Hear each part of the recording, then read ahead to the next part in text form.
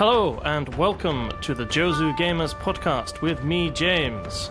And me, Erik. And if you're interested in Japan, games, a bit of both, you're in the right place.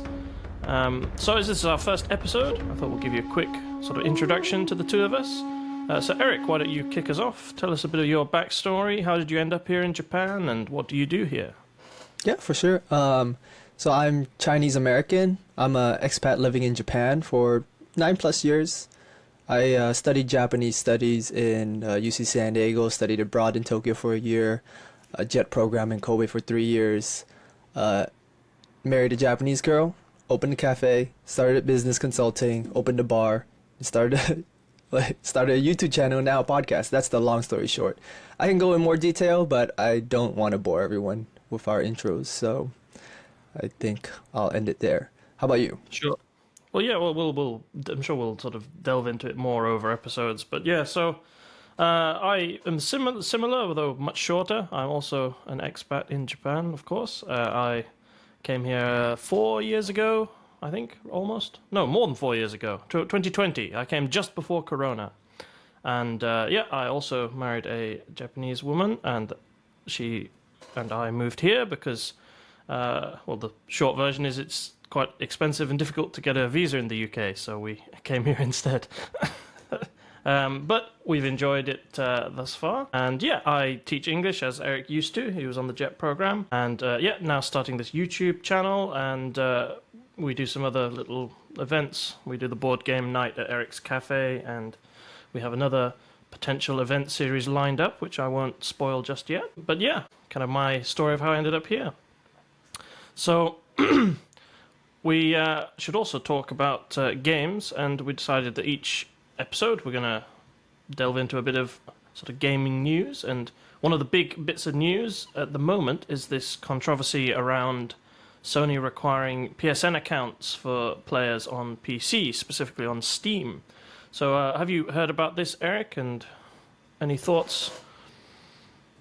No, I have not. I am not a console player at all. Unless you count the Switch, the Nintendo Switch, but even then I haven't touched my Switch for maybe a year or 2 years almost, right? So just to get this clear, even on Steam games, they're going to require PSN accounts? Yeah, so not even going to. Already, for certain games, you need to have a PSN account to even, I think, if I understand correctly, to even purchase the game in the first place. So this counts for single-player games. It's not only multiplayer games. So, for example, the God of War Ragnarok is now on Steam, which obviously that was originally only on PlayStation. In order to play that, you do need to have a PSN account linked to your Steam account. So Sony's sort of spin on this is that so this is a quote from Sony. So they say, "This is our main way to protect players from griefing and abuse by enabling the banning of players that engage in that type of behavior. It also allows those players that have been banned the right to appeal. We understand that while this may be an inconvenience to some of you, this step will help us to continue to build a community that you are all proud to be part of." So that's their sort of press release on this. So what are your initial thoughts on that? And I can tell you a bit more information, but what's your initial thoughts having heard their version of events? I don't care much about PR stuff, but I'm more interested about like the technical details. So if I were to link my PSN account, like let's say for example God of War, does that mean save? If I were to play on the PS5 and on the Steam, would the save be crossed? Would it save on both sides? Would it be a different save file? So I believe the save file should be local because the save will be hosted on the PlayStation Network or your local PlayStation, and then vice versa for Steam. So I think the save, I'm not sure, I could be wrong on that, that's not something I checked, but I'd imagine the save doesn't cross over. But what it does let you do is you get this thing called I think it's called a PlayStation overlay when you're playing on Steam. And with that, you can access your trophies, which is that's the PlayStation achievement system, and your friends lists. So if you have friends that play, let's use God of War as an example. So if you and your friends play God of War, you can kind of see how each other's doing. You can look at trophies and you can kind of see who's online and stuff. which I suppose for multiplayer games that helps, because it's kind of, rather than if you're playing on Steam, you might, although you can have cross-platform support, you can't necessarily see your friends list unless like every game has its own inbuilt friend system. So by having the overlay, it means that you could see when your friends are online on PlayStation and your Steam friends, because you'd obviously have the Steam overlay as well. So that, yeah, I don't think it would let you have cross saves. That could happen though in the future. Or I could be wrong on that, but I'd imagine that wouldn't be included. But your trophies and your achievements and sort of stats, and importantly for Sony, obviously your playtime would be recorded on the PlayStation Network. So when they're telling shareholders, "Oh look, X number of people are playing this game," or this amount of time has been played on the PlayStation Network this month, they can use those figures, which some people I have seen online are suggesting that could be the sort of true reason, is that it kind of bumps their numbers up a bit, because obviously they get access to data that they wouldn't usually have access to. So, and it's that also. Sorry. So that also means that a lot of the PlayStation exclusive, if they're going to require the PSN, the quote-unquote PlayStation exclusives will be able to be played on Steam more often. Yes. So, and their sort of PR spin on that is that their plan is that by allowing people to play these games, it's going to encourage people to, so let's say they play God of War or Ghost of Tsushima's a very popular game that was on PlayStation. So people play that and they're like, oh, actually, yeah, this is really good. Then they release the second one, and that will be either for a limited time or perhaps permanently, I don't know, PlayStation exclusive. People have kind of got hooked on the series, or they really liked the game, and then they might buy a PlayStation because they want to keep going. That's another thing they've said is a sort of strategy reason for it. So I don't know how, going into the future, how many of their things are going to go onto Steam, but certainly a lot of recent, not old, but fairly recent hit games are being put on Steam. Okay, so I guess the controversy over it is that they are requiring rather than making it an optional thing. Yes. So, I mean, this has some problems with it, because one of the more obvious problems is that if you live somewhere PSN isn't available, you just can't get that game. For reference, PlayStation Network currently is available in 69 countries. They're all geo-locked? Yeah, so if you, because you can't make an account if you live in a country that PSN isn't available in. So you wouldn't be able to make it. So, well, you can get around it, obviously, by, you can use a VPN, or you can just lie and say you live somewhere else. But if you get caught doing that, your account can be banned for that. So, yes, you can get around it, and a lot of players, I think, do that. But you obviously run the risk of losing your account, and then you've lost all of your progress in everything. Right. And you have to buy the games through those accounts too, right? So if you get banned, you also lose all those games. So what's happening for some people is that they'll search a game. So Helldivers 2 was one that this, I think, happened with for a while. I'm not sure if it's still happening. But if you live in a country that doesn't have PSN and you search on the Steam store, it just says, oh, sorry, this isn't available in your region, or something like that. So you just can't even buy the game in some cases. So that's one of the big downsides, is that whereas Steam is available in a much wider, I don't have the number to hand, but a lot more countries. So they're kind of cutting out big groups of people. And the problem with Helldivers 2 was particularly annoying for people because it launched without this requirement, but they sort of said at launch they were going to add it, but for technical reasons they couldn't add it from the start, which has kind of left like a bunch of people who don't have PlayStation accounts or live in places that can't get one, they were getting angry. So they did reverse the decision on it for Helldivers 2, so that now doesn't have the PSN link requirement, but they haven't said they're never going to do it. They've just said that the May rollout of that was cancelled. So, and for future releases, it is going to happen. So, as I say, I think Ghost of Tsushima has been confirmed, and God of War Ragnarok, Until Dawn, examples of games that, and these are single-player games that are going to require it. So, and they are going to keep doing this going forward.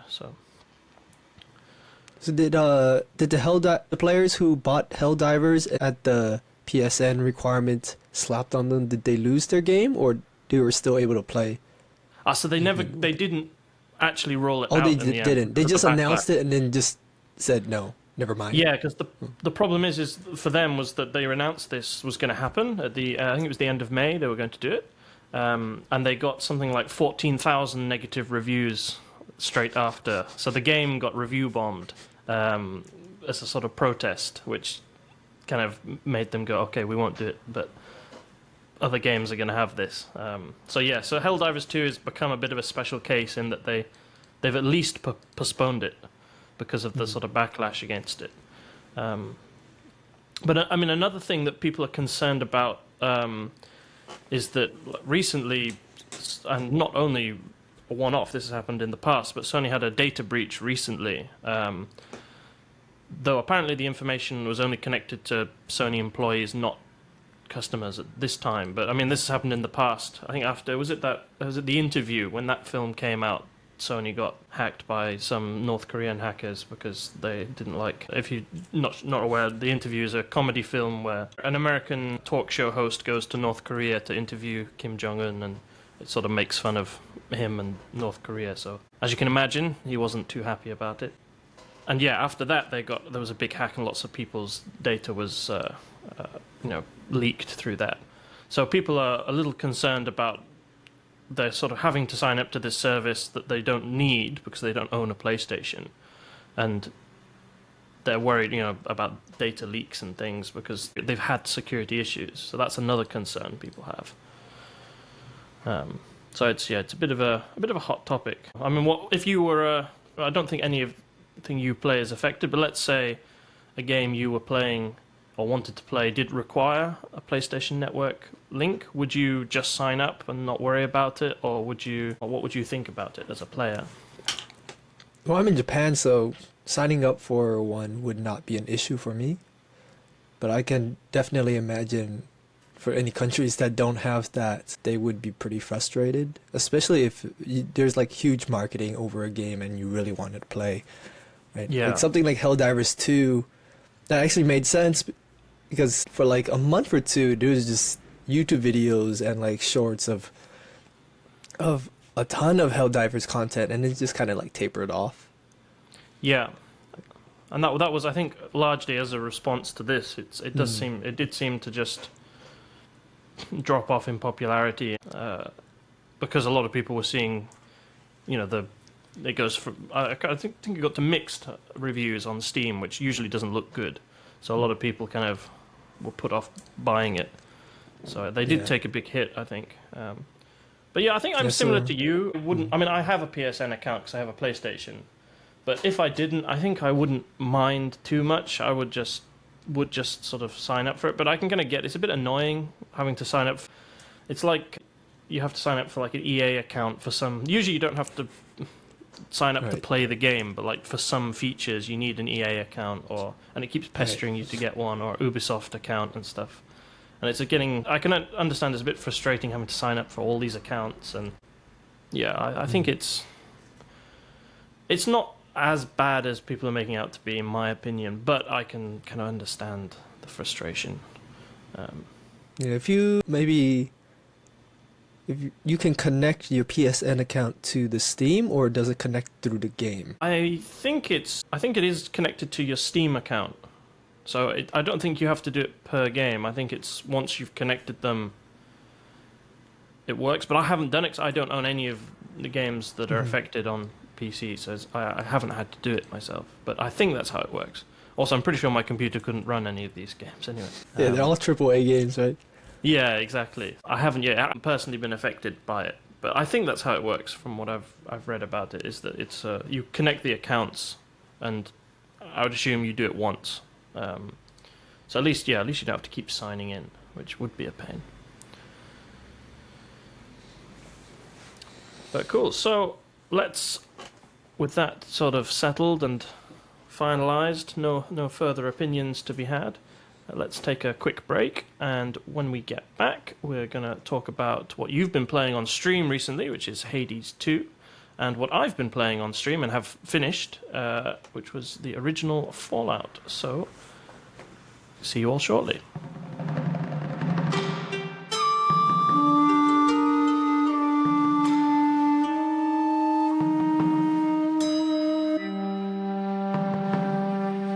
So, Erik, you've been playing the new Hades 2 on stream, so why don't you tell us a bit about it?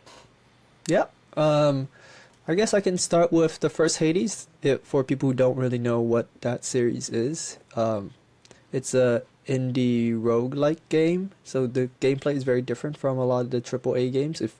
Basically very different from the AAA games. But the original follows Zagreus, the son of Hades, and he's trying to escape the underworld to reach Mount Olympus, and through his escape attempts, he does receive powerful power-ups, or boons, as they call it in the game, from the gods, the Olympian gods, and you die a lot. The storyline progresses by dying, and by getting to certain milestones in the game itself. It's a very story-based game, and it's very deep and very interesting because it really tells you about like the relationships between the gods and how stuff has happened. So for someone who really likes those kind of stories, mythology and stuff like that, the gods and stuff like that, it's a very, very great game. It's very the art is amazing. The sequel follows, forgive my pronunciation, I think I sometimes kind of butcher it, Melanoe. Melanoe is the sister of Zagreus, but her motivation for the journey is that the Titan of Time, Kronos, has escaped his imprisonment, and he's trying to like control and change the world, blah blah blah. I don't want to spoil it too much because I didn't finish the game yet, so I'm still getting like little bits and pieces as I go. But basically, she's trying to kind of thwart his plans. I don't know how far I've gone. I played maybe 14 hours, and on stream I maybe played like half of that, so I'll jump in and out from time to time outside of stream, but I don't think I even went through half the game yet. To be fair, I'm not, right, like I said in the very beginning, I'm not a console player, so this is a game that you really do need like a controller, and my hand-eye coordination is not very good, so I'm doing a lot of button smashing and stuff like that. But the storyline, the plots are very immersive, and the art is amazing. So I really like the original one, despite spending a lot of time on it and not getting very far. It is very good game to get immersed yourself into. Every attempt does take pretty long once you get to a certain point, right? Like if you're going through one instance, basically you go through the world, you try to get to the end, and then you're going to die. Yeah. You're not going to not die. You're going to die, and you're going to go all the way back to the beginning. I spent 30 minutes, 40 minutes to get to this point. It's very frustrating.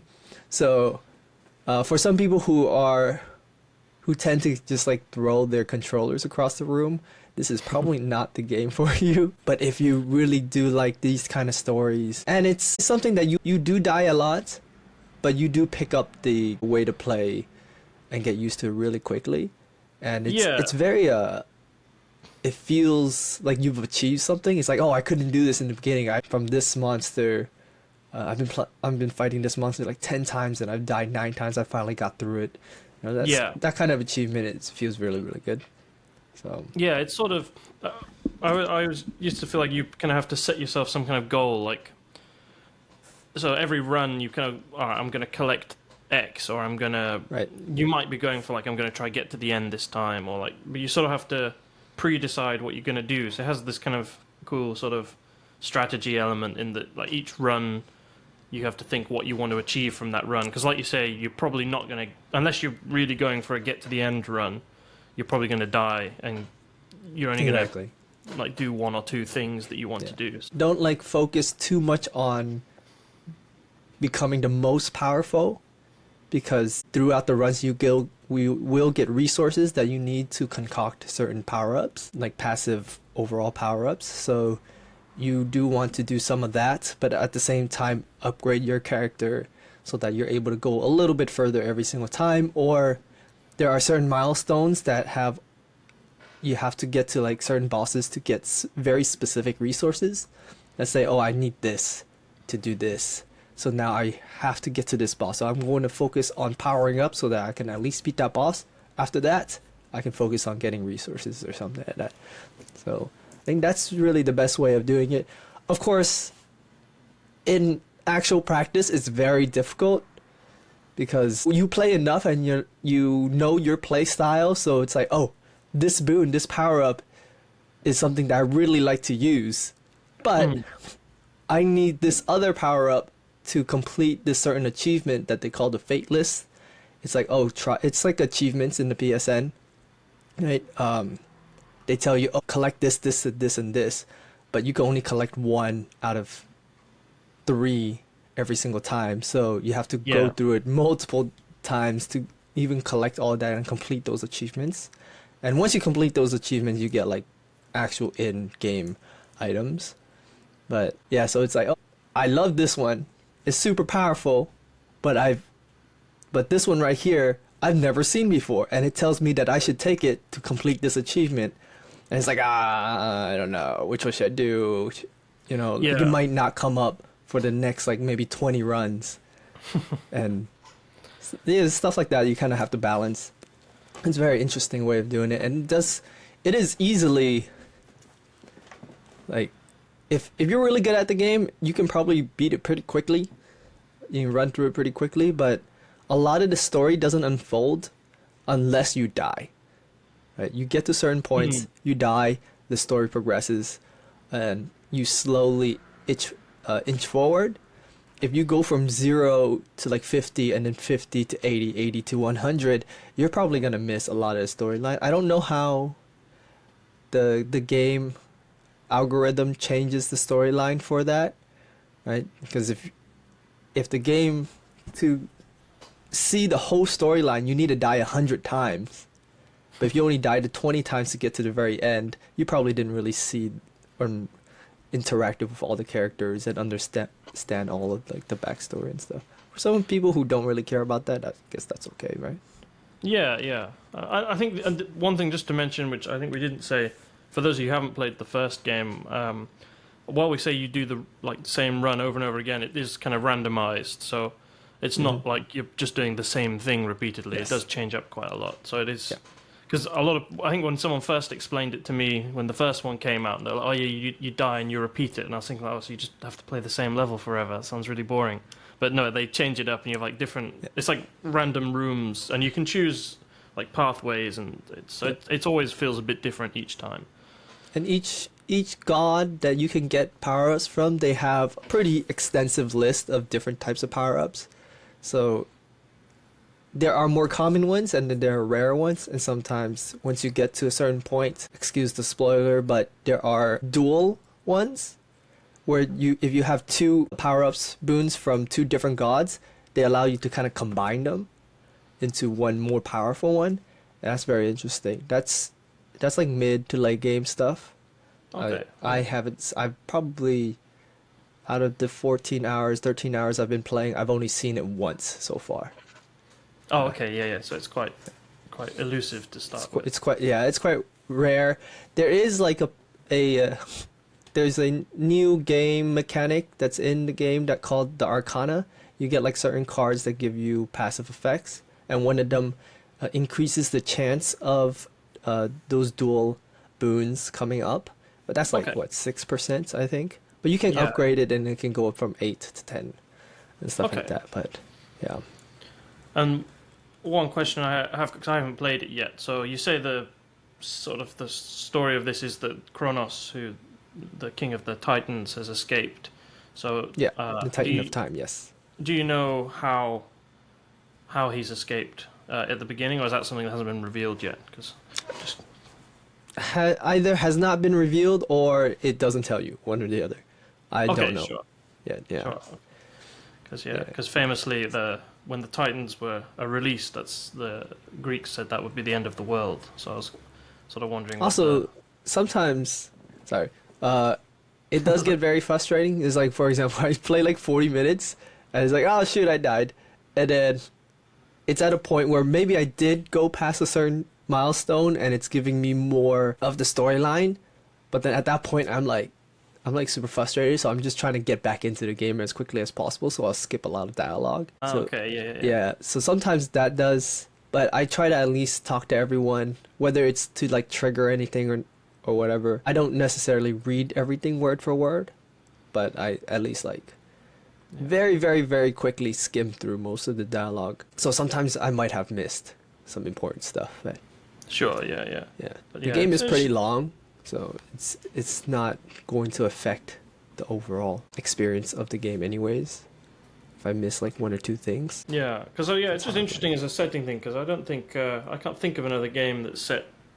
It's called the Titanomachy, I think, is the Greek name for when the Titans are released, and it's a bit like Ragnarok is the sort of Viking equivalent, where the Olympians and the Titans have a big battle, and then the world's destroyed, and it's all very it's all very family oriented, because obviously the Kronos is the father of the sort of main Olympian gods. Right, yeah. Chaos does come out in the game too, though, so it's very interesting. And Chaos is, I guess, supposed to be on the god side, not the Titan of Kronos' side. At least that's kind of hinted. Because I'm getting power-ups from Chaos. I guess for people who don't know, Chaos is like the origin. Right? Well, so Of all the Chaos Titans is and stuff, right? yeah. So Chaos is not. It's it's sort of like the state before the universe. It's a bit. It's like a cosmic entity, I suppose, rather than a god, if that makes sense. So it's kind of like parallel to Pantheon of Gods, but yeah. So it's interesting. It's a bit complicated, and people are probably not that interested, but it's quite an interesting. Yeah, it's quite interesting. I do quite like these. I've read like Percy Jackson and stuff like that. Those are really good books. I really like that kind of stuff, but I never really got into it, to be fair. If anyone listening does want to, Robert Graves is the sort of one of the best tellings of the sort of Greek myths that I know of. But Stephen Fry did one recently that's a lot more accessible. Those are two you could check out if anyone is interested. And yeah, Percy Jackson series is very famous. A lot of people got into it as children that way, sort of teenagers. But that's kind of like a modern reimagination, right? It's pretty cool, yeah. But there's tons of stuff out there. But yeah, those two, Robert Graves and Stephen Fry's books are pretty good. But yeah. Yeah, so that's Hades 2. I don't think we should talk too much about it, so let's talk about what you've been doing. I know the new TV series, what was it, on Amazon? It was, yeah, on Amazon Prime. Came out with a live-action Fallout, and to kind of coincide with that, you chose to play the original Fallout because everybody else is playing the more modern ones, and also your computer can't run it, right? Yeah. Yeah, the original plan was to do New Vegas. I can play New Vegas, but for some reason, just if I stream and play New Vegas, the computer just crashes. I can stream. So hopefully, we get enough subscribers, and then maybe get you a new computer. Yeah, I think I opened the first episode with that as well. So actually, I've not actually played Fallout 4, but when Fallout 4 came out, my roommate was playing it, and I basically watched them play the whole game. Oh, okay. So, that's really the only instance of Fallout that I really know. So, can you give us like a quick rundown of what the original Fallout is, and maybe what like the overarching idea of it? I'm sure some people don't know, and some people do. Yeah. So, well, the original Fallout goes back to, well, it came out in '97, but I believe they start the first like work on it was, I think, like 92 or 94, something like that, around then. If you are really interested in the development of Fallout, the guy, like the main guy behind it was Timothy Kane, and he has a YouTube channel, and he's done loads of videos about making it, which are really interesting. I've been watching a lot of his videos. He's been involved in a lot of other games, most recently the Outer Worlds, which was pretty popular as well. But so Fallout was kind of, it was Interplay was the company that made it, and it wasn't expected, I think, to be such a big hit when it came out, from what I gather, but it ended up taking off. It was originally meant to be based on GURPS, which is a tabletop RPG system. So it started like that, but then they ended up losing the license to that, and they made their own, which is where they, if anyone's played the games, you have something called the special system, which is their like stat and leveling up systems. And that's why that was created, was because they were planning to make it based on the GURPS system, but they had to make their own one. But essentially, I mean, the simple version is that the world was destroyed in a nuclear war between China and America, which was, I think, supposed to be over resources. So the idea was resources were running out, and they had this war, which ended in a nuclear bombs destroying kind of basically all the world. But this is set in a future. So it's sort of, if you ever watched any of those old sci-fi films like Them or something, or those kind of retro futuristic films. So that's the setting. So like all the music and stuff is like music from the 40s and 50s, and like the computer screens are kind of still these blocky like green text kind of old CRT computers that, because obviously in the 50s they didn't really imagine, like you're probably watching this on now, or if you're listening on a phone, that kind of thing wasn't really imagined. So it's kind of, the technology kind of fits that kind of retro future, and the whole, like the way radiation works is kind of, you've got like giant insects and things, which again was a big trope of that era of sort of science fiction. So that's the setting, and it's kind of darkly humorous, but it's kind of got a, they've got some good story writing. And then so the first game is relatively short, which is why I finished it in 8 episodes. I think it takes 8 to 10 hours, I think, to play through it. And yeah, it's basically you live in a vault. So a vault is like this underground bunker / town that people hid in to not be killed by the bombs. And your vault's water chip has broken down, and therefore they need someone to go out and find a new water chip so they don't run out of water. So the water chip is to purify water, to keep their water supply. And basically the vault's drawn, and you've drawn the short straw, and that's why you're going out. And yeah, you get sent out to look for a water chip, and that's the premise. So and it's basically from there you can kind of do what you want, which is one of the things I think is really fun about all the series does this to an extent, but I was surprised how well the first series kind of implements this like freedom to do what you want. So you can, the only restriction you have is that at the beginning you've got, I think, 180 days or something.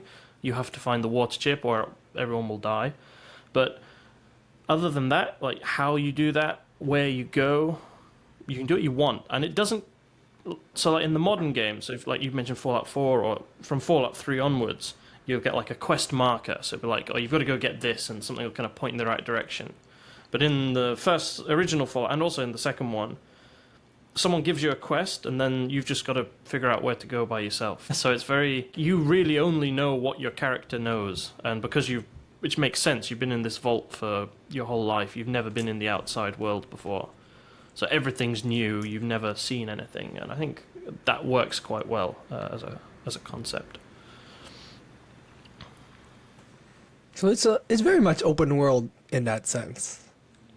Yeah, it's a very... so the whole series, apart from Brotherhood Tactics, which are kind of side games that are not particularly well liked, all the main series is, open world. So Bethesda kept that when they... So Bethesda, obviously famous for Elder Scrolls, took over the series from Fallout 3.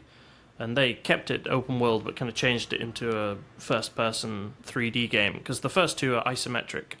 So it's just top-down, you click around, and that's kind of it. It shows its age in the controls and the interface. I don't think it's kind of aged to the point where it's really hard to get into, but I think it doesn't feel like a new game. You can kind of tell it's like 25 years old. But it's still fun, which is good. And the thing that makes it fun, I think, is just the kind of the world they built, and as you say, the open, like how open world it is. Like it's even in some ways more open world than the newer ones, because I think I'm right in saying there are no essential characters in the first game, so you can just like kill anyone if you wanted to, and you could like just break quest lines because you've just killed the person you need. You can also. I haven't done this myself, but you can play the entire game and not fight anyone if you build your really? character like that. Yeah, you could build like a sneak character, and there's no obligation to do a quest in a specific way. So the final quest, I know of at least 3 or 4 ways you can finish that are all different from each other, which is, I think, because it was originally going to be based on GURPS, it kind of takes that kind of tabletop thing where you can kind of make a character, any character you want, whereas a lot of like modern RPG games, you kind of, like, you might have to choose a class and be very specifically that character, or you get given a setting, like you are a knight for this group of people or something. Whereas it's literally, you could be literally anyone, and they really cleverly kind of make that work with the start of the game, because literally the reason you're going out is you just drew a short straw.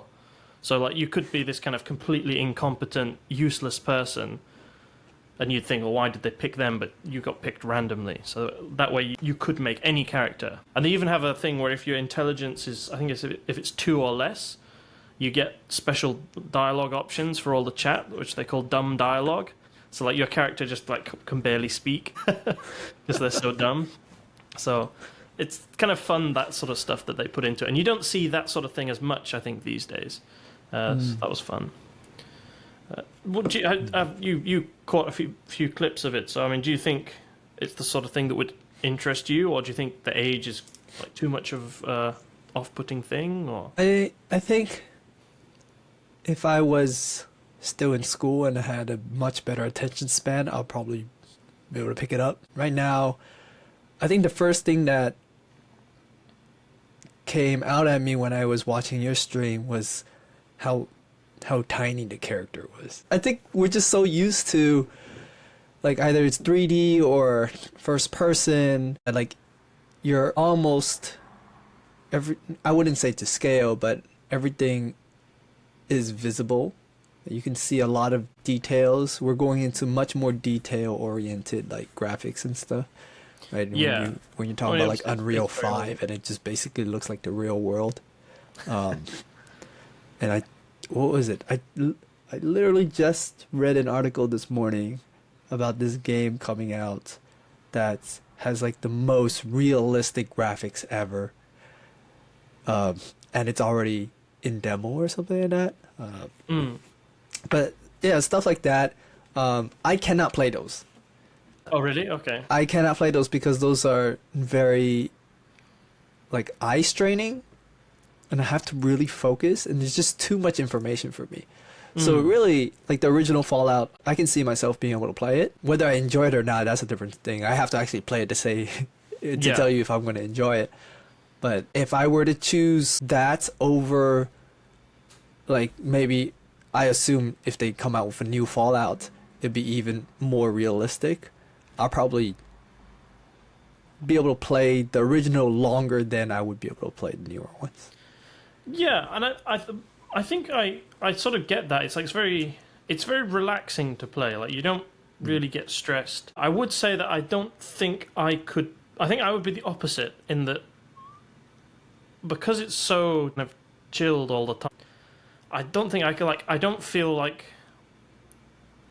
So whereas like with the modern ones, you might be playing like a quest line, and it's kind of like there's some kind of climax approaching, and it kind of gets exciting. I didn't feel that a lot.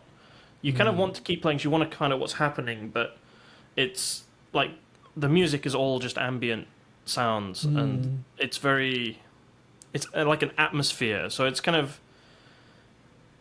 like it's fun, and you can play it a lot, but you don't sort of get. I think I don't get as immersed in it as perhaps a lot of modern games do, where you kind of. But also, you're playing it and you just forget what. You don't notice time passing anymore because like the world has just become this square in front of you. Right. But also the size of the game is very different, right? Like you said, the original Fallout was like 10 hours. All the newer games are minimum 30 to 60 hours or even more depending on how you play, right? But saying that the second Fallout 2 is much longer than any other game in the series. Oh, really? Yeah, I can't remember how. I've not actually played all the way through, but I mean, I'll quickly search now. But it's It's the longest game in the series. Fallout 2. Even, but that's if you only do the linear quests, and I assume the second Fallout is also open world, as much as you can. Yeah, so it says here that if you just do the main story in Fallout 2, it's 30.5 hours. But if you want to do everything, like all the side quests and stuff, it's like at least 83 hours. Oh. So it's quite long.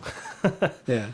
But I haven't played all the way through. I've played some of it, and I'm thinking about maybe doing it next for the stream. But I'm thinking I might break it up and do something different before I do it.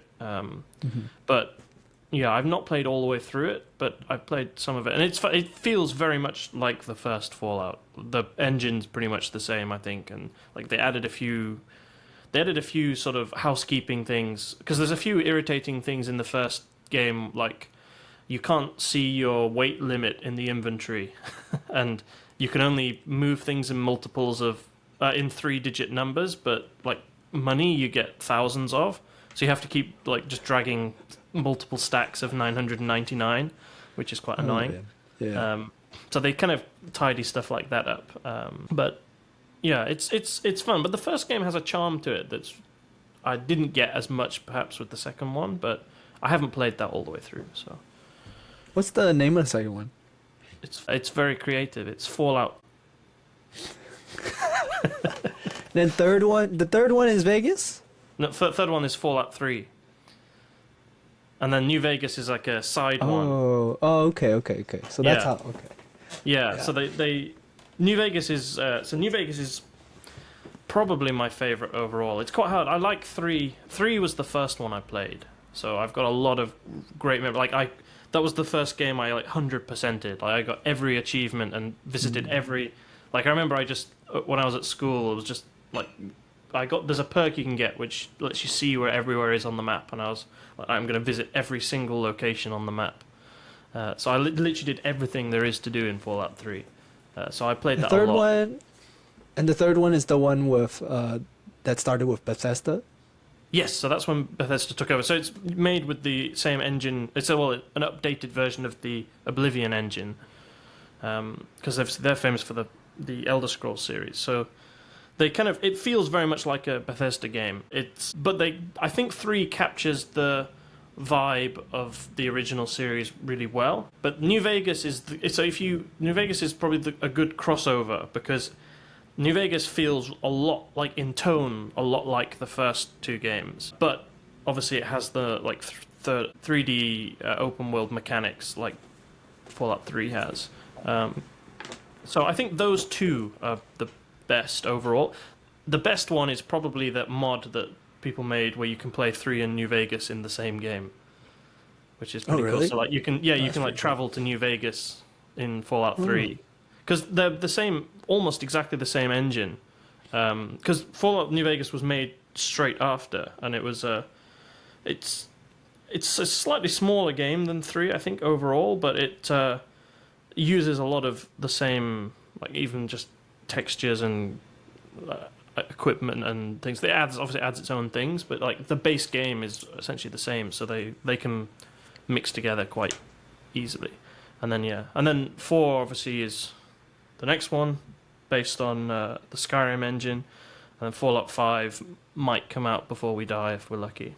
Yeah, if we're lucky. Because they're still going to do Elder Scrolls 6, which that's been in. I think it was 2011, so it's been 13 years since the last Elder Scrolls game. Since Skyrim, right? Yeah, so it's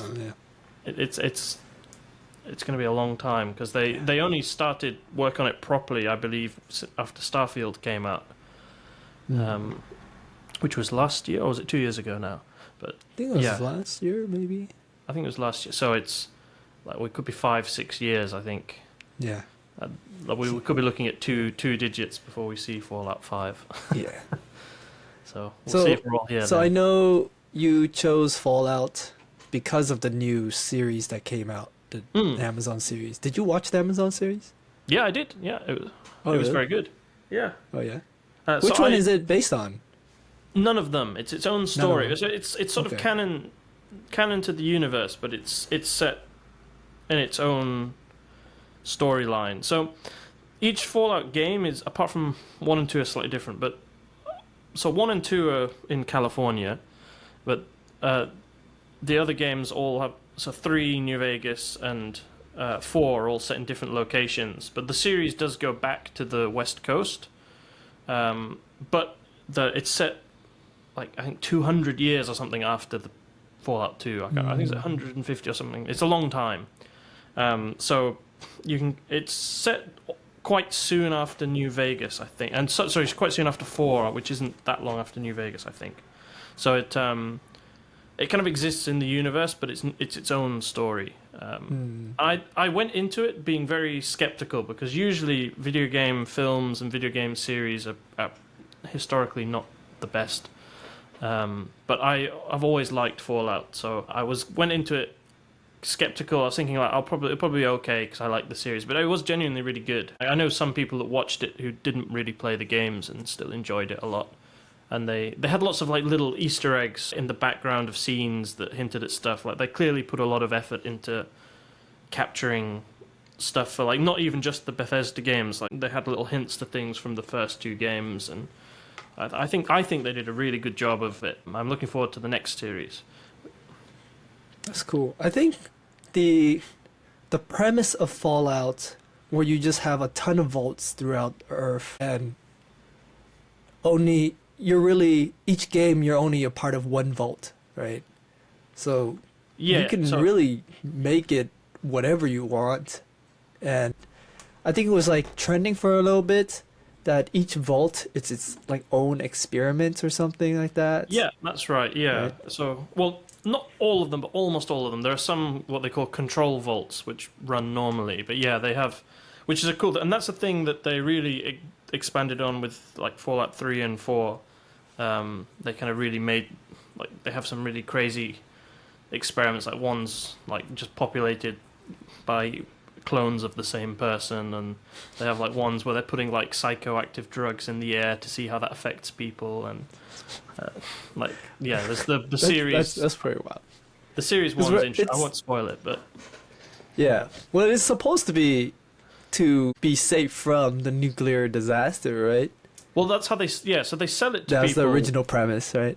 And then they use those vaults yeah. for experiments too. So essentially, it's a case of they sell it to people as like come to the vaults and keep your family safe. But actually, it's like come to the vaults and then like well, since we've got these people here, we may as well try out some of this stuff that we've got planned. Because their theory, I think, is it's not like pure evil or something. I think the intention is that from these experiments they can rebuild a better society or something. But the experiments just kind of seem to invariably not work out well, and it takes like they never sort of just come out and repopulate the Earth as they planned to. So yeah, it's kind of interesting. It's an interesting thing because you can have all these different crazy ideas. But I think you're right. The series works because the setting's very like the game series and on the TV show. But the setting's very sort of evocative. It's very like you can kind of explain it in a sentence. It's post-apocalyptic 1950s future. So it's very like clearly defined, and it kind of has a really clear vibe. And like you can move it around to different places and do different stories, but it all feels like it's connected, like thematically, which is cool.